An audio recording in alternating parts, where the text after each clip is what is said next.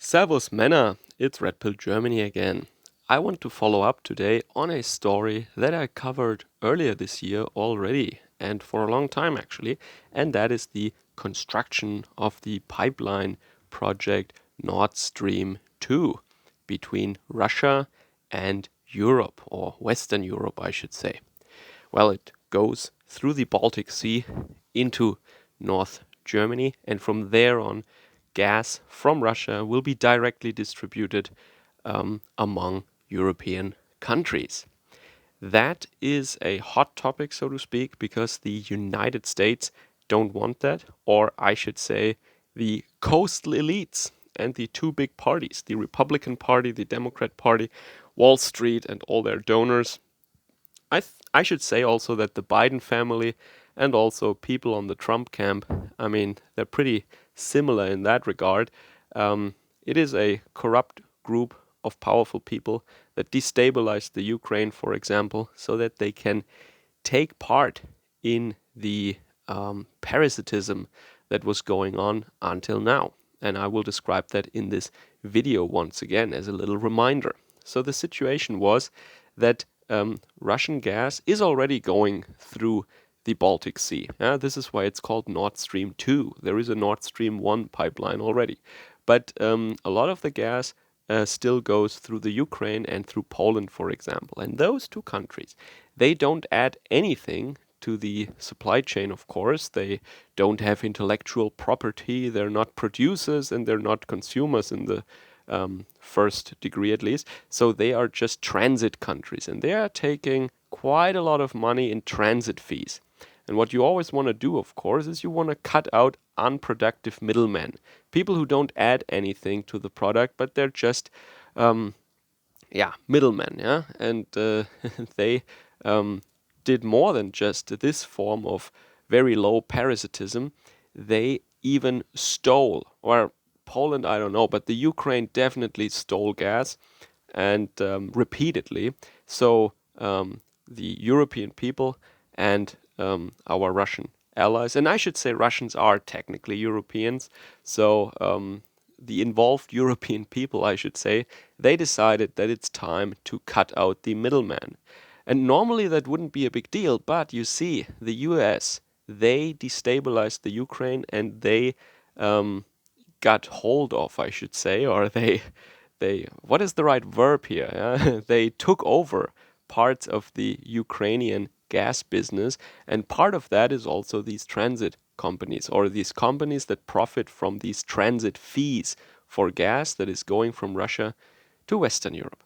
So this means that their business model, yeah, that they set up, was in danger. So this is why the United States they imposed sanctions on states as well as private corporations that are involved with this pipeline construction project Nord Stream 2. Because once again, remember, the purpose of Nord Stream 2 is to cut out these middlemen, these parasites, economically speaking, of course, only, who want a transit fee for basically doing nothing.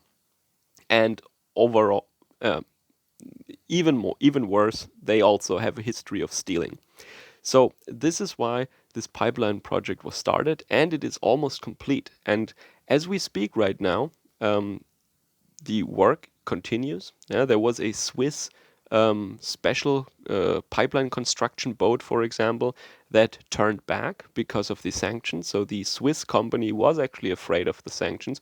So the Russians came here to the Baltic Sea with their own special construction vessels.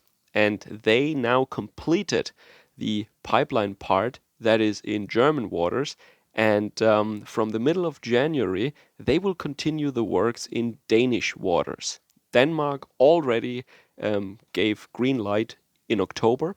So the last 10% of the pipeline project will be finished as planned. Well, there is a delay now, of course, because of all these sanctions and all these US Wall Street coastal elite interference. But um, I think in 2021, early already, we can finish this pipeline project. And Donald Trump was very much opposed. He took that very seriously because the wealth of some of his friends is in danger here. Or, well, it's not the wealth that is in danger, but, some additional profits that they already thought they had earned. And Joe Biden also was critical in the past of this pipeline project. So the narrative is always, of course, false narrative, in my opinion, that Europe would be too much dependent on Russian gas. Yeah, the the thing is that we're already buying gas from Russia. We have always done that. We have done that for many years already. During the Cold War, we did that for a long time, and there was never really an interruption. Yeah? So I think, and many people openly say that, and I think it's a good thing. It's really a good thing that everybody knows that the United States not only has an interest, as I just described via the Ukraine, for example, that they were taking over the Ukrainian gas business. No, they also want to sell their liquefied natural gas that comes from fracking. A very costly, very dirty process, very bad for the environment, and it's not competitive with Russian gas. Russia has very good um, yeah, resources, very cheap and very easy to produce this gas. So uh, fracking gas from the US will never be able to compete with Russian gas in terms of how clean it can be produced and how cheap it can be produced.